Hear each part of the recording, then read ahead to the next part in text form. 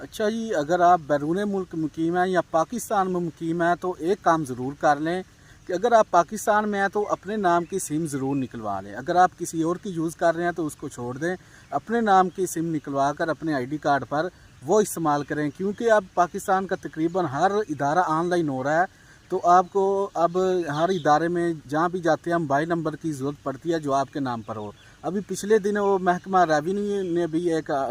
جو ہے نا آرڈر جاری کیا ہے کہ اب جو فرد ایشو ہوگی کمپیوٹر سینٹر سے، وہ پہلے جس کی فرد جو آدمی فرد لینے آیا ہے اس کے نمبر پہ کوڈ جائے گا، یعنی کہ وہ پن کوڈ دینے کے بعد آپ کو ٹوکن ایشو ہوگا، اس کے بعد فرد ایشو ہوگی۔ تقریباً پاکستان کا اب ہر ادارہ ہی تقریباً آن لائن ہو چکا ہے، اگر نہیں ہوا تو ان قریب ہونے والے ہیں۔ ہر